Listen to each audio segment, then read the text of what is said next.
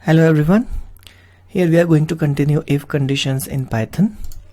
So let's begin. So in the previous video we saw how if condition works and also how else part can be used with an if condition.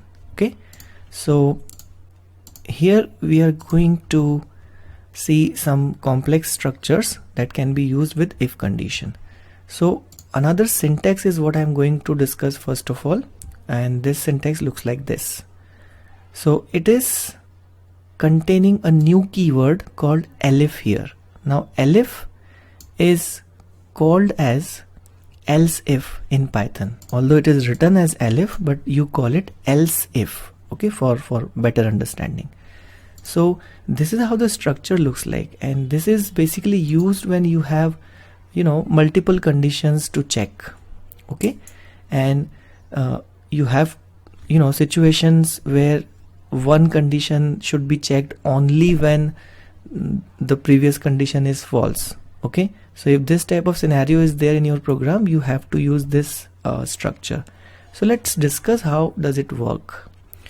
So your condition is checked here. For example, I have labeled it as condition 1. So when your condition 1 is true, statement A is executed. Now if your condition is false, it goes here. Now is it else part of the condition 1? If that is the case, I would have written else here, okay, but this is not the else part of condition 1. In fact, it is else if part. Else if part means whenever you write elif, you have to write a condition, okay. And remember, in the previous syntax when I had written else, I did not write a condition here because I simply wanted to execute this block, this statement, when this condition becomes false. But here what we are doing is we are instructing Python system to check condition 2, and this condition 2 is going to be checked only when condition 1 becomes false. That's why you have written it inside else if, in fact elif, okay. Now when the condition is condition 2 is true, statement B is executed and it does not execute anything else. But when condition 2 is false, it comes here. Now same thing here, it is elif, that means else if. So it checks the condition 3 then, and if condition 3 is going false, then it comes here, again it checks the condition, and this can go on and on depending on how many conditions you have in a program. And lastly, you can also have an else block, okay, in case if you want to execute something in a situation where none of these conditions is true. So you can have an else block in that case, okay. So let's try and take an example through which you can understand this syntax well. So let's go to idle, and here I'm going to go to script mode, and here we are making the program. So let's take a number first, int input, enter number, okay. Now I'm going to, let's name it n1, and let there be one more variable n2, which is again entered by user. So I'll call it enter first number, and this is enter second number. So I have two numbers. Now what we are doing in this program is we are checking, which of these two numbers is a greater number. So before we check by using if condition, we need to decide how many possibilities can be there. This is always better to think, before you write the code. So in this particular case, there are going to be three possibilities. First possibility is, of course, if n1 is greater than n2. Second possibility is n2 is greater than n1. But there is a third possibility that n1 and n2 both are equal to each other. So I have to consider all these three conditions in this program. So since there are three conditions possible, okay, I cannot use this this block here. This will not serve my purpose.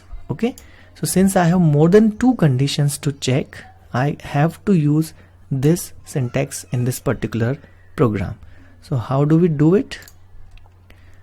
Let me minimize this and coming back to the program. Yes, so here I'm writing if n1 greater than n2, the colon sign. Okay, the indentation level is automatically maintained here. As you can see, it has indented, and here I'm going to write a message, print n1 is greater. Now come back to this place, this indentation level. Why? Because I'm going to write elif, and elif means if this condition is false, then only check this condition. Okay, so what condition? Check if n2 is greater than n1, colon, and if this is the case, you can simply write n2 is greater.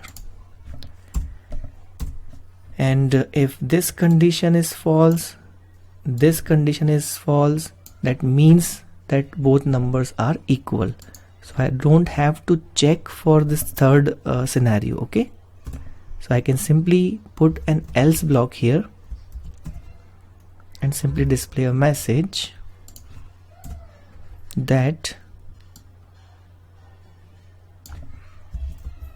both equal, something like that. Okay, so let's try and understand how this program is actually going to work.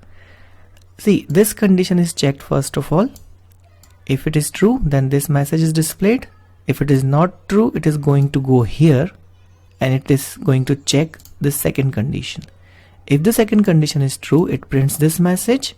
Otherwise it goes here and then prints this message.